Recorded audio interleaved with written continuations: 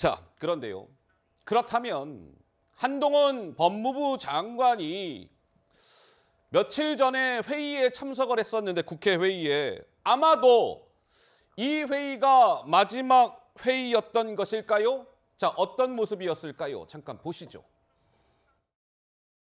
올라와 있는 법들도 있고 할 일도 많이 계신데 거치와 관련돼서 지금 이야기가 많이 나오잖아요. 그래서 여기서 오늘이 말씀하실 마지막 내용은 아닌 것 같고요. 상임이신가 아니면 다음 주가 마지막 상임이신가 궁금해하는데 그냥 의원님 혼자 궁금해하시면 될 것 같아요. 왜 좀 물어보면 안 됩니까? 자, 저 회의는 한동훈 장관이 법무부 장관 자격으로 국회 법제사법위원회라는 상임위 회의에 참석한 모습인데 이제 더 이상 법무부 장관이 아니니 저 법사위의 장관 자격으로 참석할 일은 없겠지요. 대신 국민의힘 비대위원장 신분으로 야당 의원들과 이렇게 저렇게 이제 응대를 하게 될 터인데 서정욱 변호사님, 그동안 한동훈 장관이 장관이다 보니까 방패만 가지고 야당 의원들과 맞섰다면 이제는 여당의 비대위원장이기 때문에 방패 플러스 창까지 한 손에 쥐어지게 된다. 글쎄요, 앞으로 어떻게 좀 전개가 될까요? 제가 이제 그 한동훈 장관이 중앙지검에 차장할 때요. 예. 저 이명박 대통령 변호인으로 그때부터 그 화법을 많이 봤는데 합법. 이제까지는요. 예. 이제까지는 상당히 직설적이면서 일일이 반박하는 물론 이제 그 논리와 팩트를 가지고 반박했죠. 예. 근데 이제는 검사나 장관 한동훈과 그다음에 국민의힘 비대위원장 한동훈은요. 예. 완전히 말의 무게감이 다릅니다. 어허. 이제까지는 일일이 국회에서 뭐 최강욱, 김남국, 김의겸 다 이게 반박했지만 예. 이제는 비대위원장 격이 있잖아요. 저는 조금 더 이제 말도 조금 더 신중해지고 말수도 이게 조금 더 줄어들 필요가 있어요. 예. 비대위원장 말은 청근보다 장관 말보다 이게 무게가 훨씬 더 나갑니다. 그 점에서 저는 기자들 있잖아요. 예. 여도 이게 말을 좀 아끼고 줄인 이 변화는 상당히 바람직한 변화고요. 예. 앞으로 한동훈 비대위원장이 되면 좀 더 이제 그 장관과는 완전히 다른 화법 이제는 예. 이렇게 이용되지 않을 이래 보입니다. 자, 사실은 우리 뉴스웰 라이브 시청자 여러분들께서는 워낙 감들이 빠르셔서 아마 그제 한동훈 장관이 국회에 나와서 한 이야기를 들으시고 아, 한동훈이라는 법무부 장관이 비대위원장으로 가는 것으로 가닥이 잡혔구나. 아마 감들을 잡으셨을 겁니다. 왜? 이틀 전 한동훈 장관이 국회에 나와서 이런 얘기를 한 바가 있었습니다. 다시 한번 들어보실까요? 많이 늦었네요. 예. 말씀하십시오. 제가 어떤 제안을 받은 게 아니고 제가 아까 드린 답변으로 가름하겠습니다. 누구를 냉정한 적 없고 앞으로도 그럴 겁니다. 세상 모든 길은 처음에는 다 길이 아니었습니다. 많은 사람들이 같이 하면 길이 되는 거죠. 일정 남았으니까 하려고. 제가 그런 거를 잘 안 봤습니다. 그런 연락을 잠깐 오진 않고요. 너무 세지 않으니까요. 제가 그런 상의를 하고 있지 않다는 말씀도 좀 드리죠. 장관님이 당정관계에서 제대로 된 소리 낼 수 있겠냐 이런. 다시 한번 2번으로 들어가겠습니다. 됐죠? 왜 했어요? 자, 한동훈 장관이 이제 그제 국회 법사위에 출석을 하면서 기자들이 많은 질문을 던졌는데 지금 영상은 그 기자들 질문마다 한동훈 장관이 비교적 자세하게 이야기를 했습니다. 그래서 미니 기자회견이었다 이런 평가가 나왔고 이미 저 순간 한동훈이라는 사람은 비대위원장을 맡기로 이미 마음의 결심이 선 것 아니냐 이런 해석이 나왔지요. 그런데 서정욱 변호사가 잠깐 말씀을 주셨지만 바로 하루 사이에 한동훈 장관이 기자들을 대하는 모습이 좀 바뀌었습니다. 이렇게요. 이어서 한번 보시죠.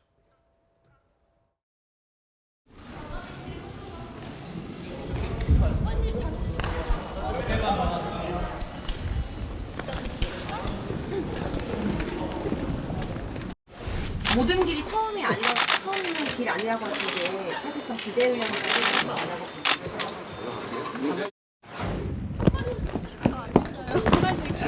많이 기다려요. 말씀을 좀 아끼시는 특별한 이유가 어제 충분히 얘기했으니까요. 그럼 오늘은 따로 이렇게 얘기 안 안 하신다는 예, 말씀. 특별히 드릴 말씀이 없습니다. 충분히 말씀드렸다고 제가 아까 말씀드렸죠. 네. 수직적 당정관계를 제대로 할 수 있겠냐 이 비판도 아직 계속 있는데 어제 충분히 말씀드렸다고 생각합니다. 어제 주신 말씀에 그만 갈게요. 고생하셨어요. 어떻습니까? 유호정 의원님, 하루 사이에 한동훈 장관이 많이 바뀌었죠? 비대위원장으로 언급이 되면서 어찌 보면 이제 그 기대감을 높이기 위해서 또 응답을 하신 측면이 있었을 텐데요. 네. 사실 이렇게 집중을 많이 받는 분들의 경우에는 말이 말을 낳고 또 어허. 기사가 기사를 낳게 되는 거거든요. 그렇기 때문에 중대한 결정을 앞두고 계속해서 구설수에 오르는 것이 사실 또 말을 많이 하다 보면 실수도 일어나기 마련이잖아요. 예. 좋지 않다라고 판단을 한 것 같고요. 주변에서 그렇게 조언을 하셨을 수도 있고요. 그 부분들을 고려해서 바로 직전인 지금은 어떻게 보면 이제 여백이죠. 여백을 두고 비대위원장으로 등장할 때 어떤 중요한 메시지를 굵직하게 예. 내시지 않을까 싶습니다. 사실 여의도 문법 안 쓰겠다고 하셨지만 민주당 분들 이렇게 대하면서 여의도 문법을 충분히 많이 습득하신 상태거든요. 예. 그런 차원에서 해석을 해도 충분할 것 같습니다. 잠깐만요. 제가 지금 공지가 좀 하나 됐는데 이게요 굉장히 의미가 있네요. 제가 아까 말씀드렸잖아요. 1시 50분에 오후 1시 50분에 윤재옥 당대표 권한대행이 긴급 기자간담회를 예고했다. 내용은 한동훈 비대위원장이 내정됐다라는 사실을 발표하는 것이다. 이런 말씀을 드렸는데 여기에 또 하나 더 덧붙여지는 게 공관위원장 지명 얘기가 나왔어요. 공천관리위원장 지명인데 한동훈 비대위원장과 공관위원장은 인요한 공관위원장을 지명하는 것까지 같이 1시 50분 기자회견에서 밝힌다. 그러니까 지금 국민의힘은요. 한동훈 비대위원장, 인요한 공천관리위원장 이 투톱 체제로 간다는 겁니다. 신 의원님 한 말씀 이어가시죠. 예, 정확하게 얘기하면 투톱 체제는 아니고 이제 한동훈 원톱 체제로 가는데 예. 이 총선 국면에 있어서는 공천만큼 중요한 게 어디 있겠습니까? 그래서 그리고 이제 공천관리위원회가 구성이 되면요, 과거에는 이른바 뭐 얼굴 마담을 공관위원장으로 세워놓고 뒤에서 다 배후 조정하는 그런 식의 것들도 있었지만 지난번에 우리가 인요한 혁신위원장을 경험해 보지 않았습니까? 저분이 결코 그런 데에 만족하고 대충 할 뿐이 아닙니다. 어허. 배포도 상당하고요.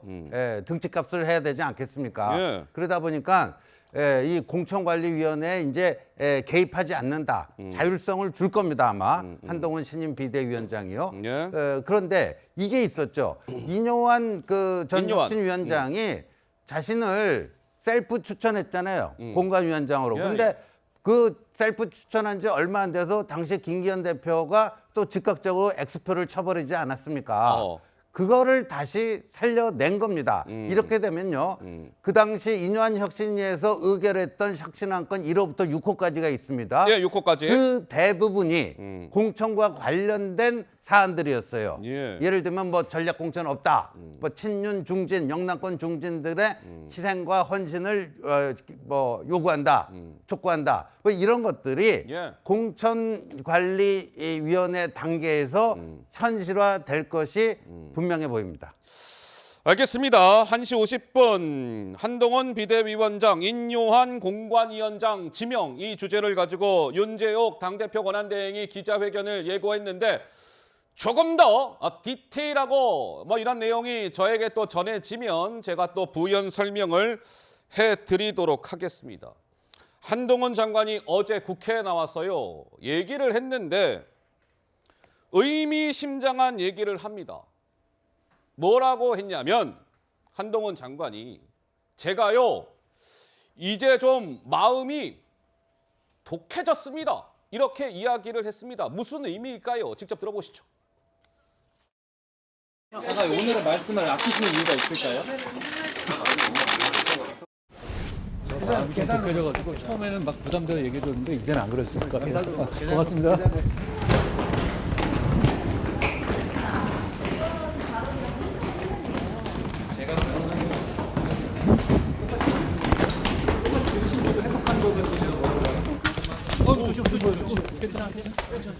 넘어지겠다. 오늘 공개 단어 관련해서 민주당에서는 수사 가이드라인이라고 하는데 그렇게 들으셨어요, 그걸?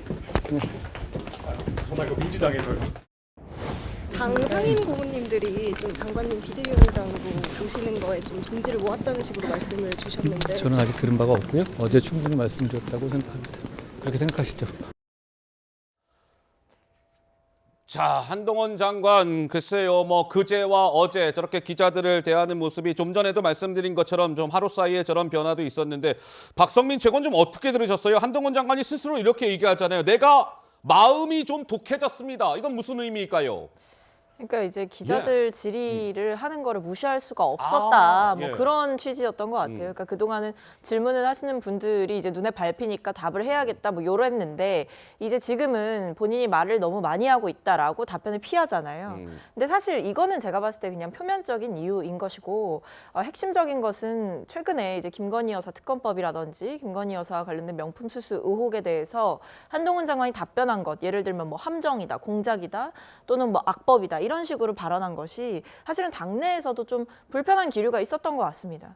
왜냐하면 특히 접전지에서 싸우고 있는, 격전지에서 싸우고 있는 분들 입장에서는 이 말 하나하나가 미치는 총선의 여파가 있는데 수도권 당협위원장들 입장에서는 속이 타는 거죠.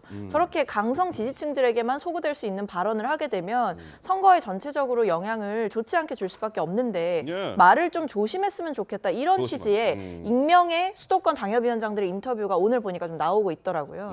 그런 면에서 한동훈 장관도 아무래도 공식적으로 지명되기 전까지는 이런 복잡다단한 현안들에 대해서 본인의 언어로 계속해서 이야기하는 것은 좀 위험하다. 그리고 아마 당에서도 공식 발표가 되기 전까지는 뭐 기자들 앞에서 이른바 국회 스태핑 이런 것들을 좀 그만해달라라는 요청이 좀 물밑에서 오갔을 수도 있다 싶습니다. 그래서 한동훈 장관도 공식 지명이 이뤄지기 전까지, 그러니까 공식 임명이 되기 전까지는 좀 조심해야겠다 이런 취지로 행동을 한 게 아닐까 싶습니다. 알겠습니다. 지금 하여튼 국민의힘 상황이 좀 긴박하게 돌아가고 있는 것 같습니다. 윤재옥 당대표 권한대행 기자회견도 1시 50분 예정이 되어 있고 2시에는 국회 본회의가 있는데 여기에 한동훈 장관이 직접 또 출석을 한다라고 하고 오후 5시에는 법무부 장관 이제 이임식이라는 것이 있고 이제 한동훈 장관이 윤 대통령에게 이제 사표를 내면 대통령은 또 그것을 수리할 것이고 한동훈이라는 인물을 두고 오늘 하루 굉장히 긴박하게 여의도가 좀 돌아갈 것 같아요. 예, 저희가 아까 그 한동훈 비대위원장 관련된 이야기를 하면서 한동훈 비대위원장 지명 소식과 더불어서 인요한 공천관리위원장이 지명됐다는 사실까지도 함께 발표가 되는 것으로 공지가 됐었는데 인요한 이 공천관리위원장 부분은 아직은 최종 결정된 것이 아니랍니다. 한동훈 비대위원장 지명은 이것은 결정이 된 것이고 인요한 공관위원장 부분은 그거는 결정된 바가 아직 없다. 이 사실을 제가 바로 잡으면서